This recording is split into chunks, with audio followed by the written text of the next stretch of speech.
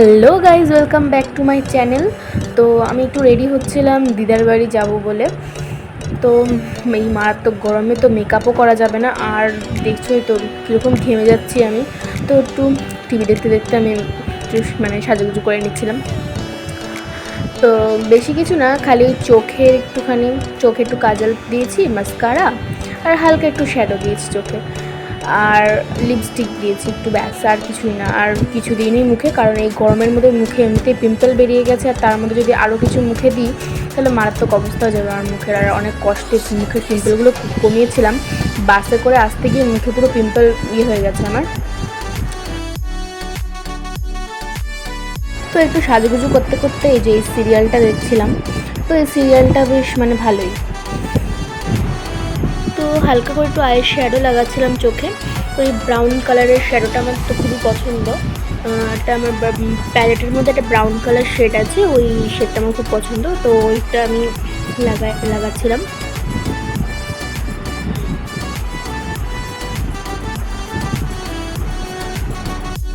তো এরকম মাস্কারা লাগাবো। তো মাস্কারা পরে নিয়েছি, এবার একটুখানি গাঢ় করে কাজল পরবো। আমার একটুখানি ডিপ করে কাজল করতে খুব ভালো লাগে। আর দেখো কালো টিপ, যেটা না পরলে যেন মনে হয় যে পুরো যে সাজটা ওটা যেন কমপ্লিটলি যেন হয়নি। চলো টিপটা পরে নিই। হাঁ করে টিভি দেখছি, দেখো টিপটা পড়ে গেল। রাগ হয় না, আবার একটা টিপ নিতে হলো।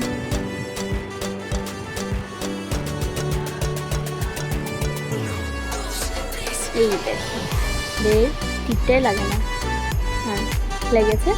তো দেখো মানুষ যখন সাজে তখন টিপটা পরলে কিন্তু তাকে খুব ভালো লাগে দেখতে। তোমরা দেখতে পাচ্ছ কিনা জানি না, দাঁড়াও, এই দেখো, দেখেছো?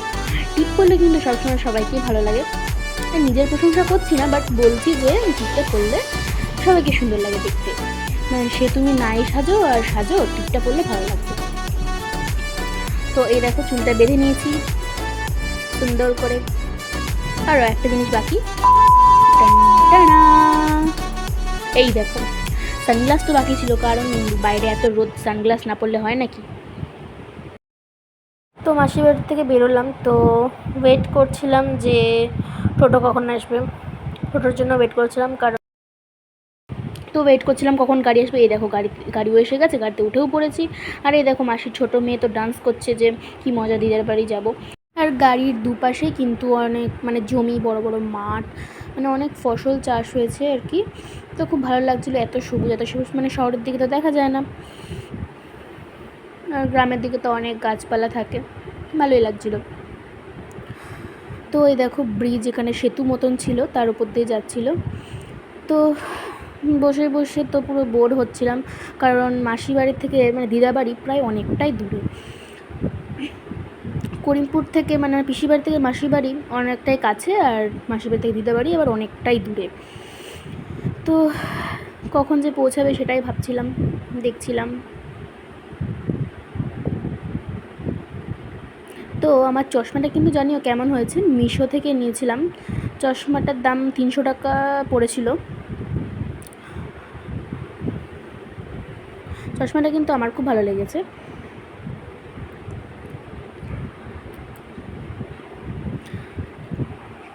আর এ দেখো আমার মাসি, এটা ছোটো মেয়ে, বড় মেয়েটা আসেনি। আর এই যে এটা মাসি। তো এ দেখো অনেকক্ষণ বসে থাকার পরে তো শেষ পর্যন্ত দিদার বাড়ি চলেই আসলাম। এই দেখো দিদার বাড়িতে কিন্তু অনেক বড় বড় জবা ফুলের গাছ আছে। তো পৌঁছেই দেখলাম দিদা কাজ করছে, আর প্রচণ্ড গরম থাকার জন্য একটা 7 আপ কিনলাম। তো অর্ধেক শেষ হয়ে গেছে, তলায় অল্প একটুখানি ছিল। আর এই দেখো এই রাস্তাটা সোজা চলে গেলে বাংলাদেশের বর্ডার দেখা যাবে।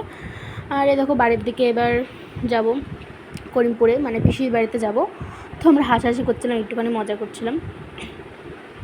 তো এই দেখো বেরিয়েও পড়েছি আমরা গাড়িতে করে। তো আবার যে কতক্ষণে পৌঁছাবো এটার জন্য ওয়েট।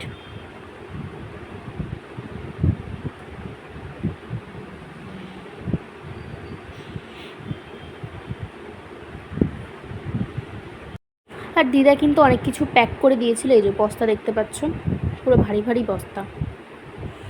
তো শেষমেশ চলে এসেছিলাম পিসির বাড়িতে। আর আসতেই দেখি কি মারাত্মক বৃষ্টি ঝড় হচ্ছে, মানে বিদ্যুৎ ডাকছে, তো বিদ্যুৎ চমকাচ্ছে পুরো। আমি তো দেখে মানে চিল্লাচ্ছি খালি, এত ভয় লাগছে। মানে বসেছিলাম তো এত মারাত্মক ভয় লাগছিল। হ্যাঁ বাপরে, দেখে গেছি বাবা ভয়ানক। তো তোমরা শুনতেই পেলে আমি কেমন করে চেল্লাচ্ছিলাম, কারণ মানে বিদ্যুৎ চমকালে না আমার প্রচণ্ড ভয় লাগে। আর তারপরে কিছুক্ষণ পরে কারেন্ট চলে আসে। তারপরে এই দেখো আমার সোনা চলে এসেছে। আমার সোনা এসেছিলো, আমি খেলছিলাম ওর সাথে। ফটো তুলবে তুমি?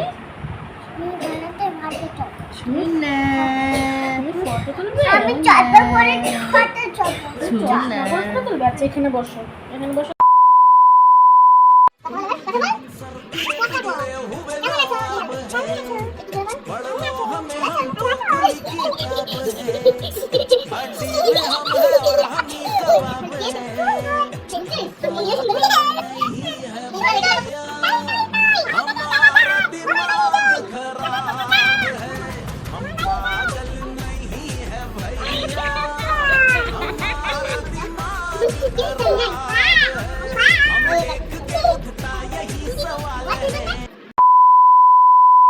তো আজকের মতো এইটুকু, আবার দেখা হচ্ছে একটা নেক্সট ব্লগ নিয়ে।